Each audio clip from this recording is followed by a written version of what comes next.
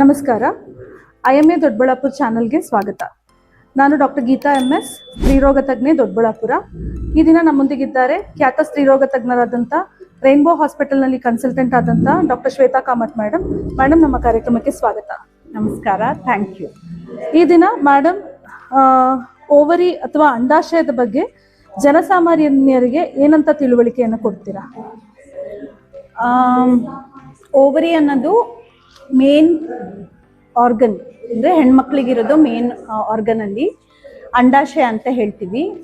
X ಅಂದರೆ ಮೊಟ್ಟೆಗಳೆಲ್ಲ ಅದರಲ್ಲೇ ಇರುತ್ತೆ, ಅದರಲ್ಲೇ ಫಾರ್ಮ್ ಆಗುತ್ತೆ. ಓವ್ಯುಲೇಷನ್ ಅನ್ನೋದು ಅಂಡಾಶಯದಿಂದಲೇ ಆಗೋದು.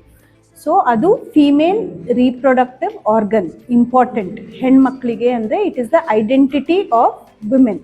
Ovary is the identity. Hormones ಎಲ್ಲ ಅಲ್ಲೇ ಉತ್ಪನ್ನ ಆಗುತ್ತೆ, ಎಗ್ ಎಲ್ಲ ಅಲ್ಲೇ ಆಗುತ್ತೆ. So ovary is the important reproductive organ in women. ಹೆಣ್ಣು ಮಕ್ಕಳ ಜೀವನದಲ್ಲಿ ಓವರಿ ಎಷ್ಟು ಮುಖ್ಯ ಮೇಡಮ್? ನಾನು ಹೇಳ್ದಂಗೆ ಯೂಟ್ರಸ್ಸು, ಓವರಿ ಅನ್ನೋದು it's the reproductive organs in women.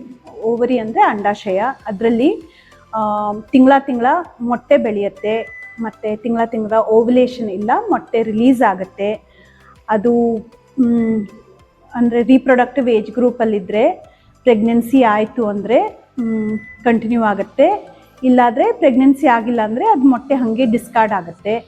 ಓವರೀಸಿಂದ hormones ಅಂದರೆ ಪ್ರೊಜೆಸ್ಟ್ರಾನ್ ಮತ್ತು ಈಸ್ಟ್ರೋಜನ್ ಹಾರ್ಮೋನ್ಸ್ ಕೂಡ ಆಗುತ್ತೆ. ಅದು ನಮಗೆ ಅಂದರೆ ಬ್ರೈನು, ಹಾರ್ಟು, ಕಿಡ್ನಿ, ಬೋನ್ಸ್ ಎಲ್ಲದಕ್ಕೂ ಪ್ರೊಟೆಕ್ಷನ್ ನೀಡುತ್ತೆ. ಸೊ ಇದೆರಡು ಹಾರ್ಮೋನ್ಸ್ ನಮಗೆ ತುಂಬ important. So ovary is the power house of hormones. ಮತ್ತು ಪ್ರೆಗ್ನೆನ್ಸಿ ಆಗಲಿಕ್ಕೆ ಮೊಟ್ಟೆಗಳೆಲ್ಲ ಓವರೀಸಿಂದನೇ ಬರೋದು.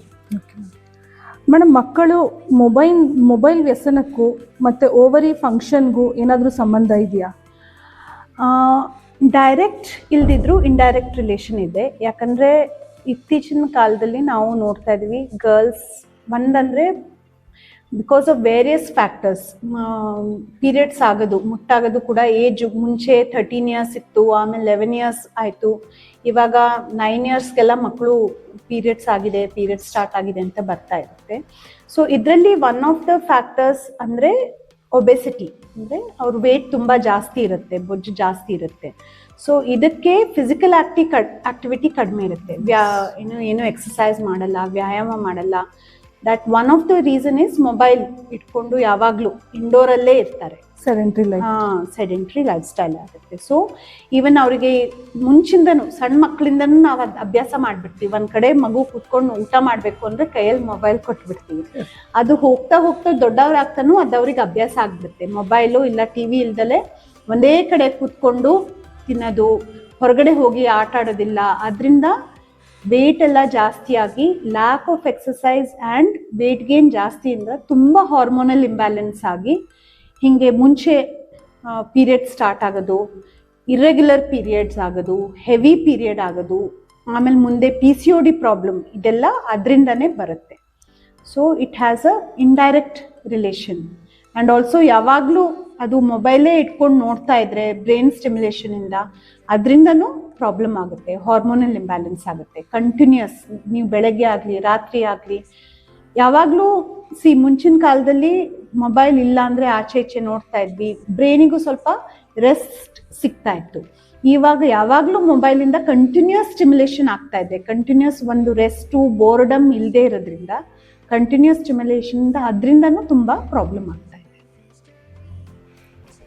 ಇಷ್ಟು ಹೊತ್ತು ನಮಗೆ ಹೆಣ್ಣು ಮಕ್ಕಳ ಕುರಿತಾಗಿ ಮತ್ತು ಓವರಿಯನ್ ಫಂಕ್ಷನ್ ಬಗ್ಗೆ ಡಾಕ್ಟರ್ ಶ್ವೇತಾ ಕಾಮತ್ ಮೇಡಮ್ ತುಂಬ ಚೆನ್ನಾಗಿ ಒಳ್ಳೆ ಇನ್ಫಾರ್ಮೇಷನ್ ಕೊಟ್ಟಿದ್ದಾರೆ.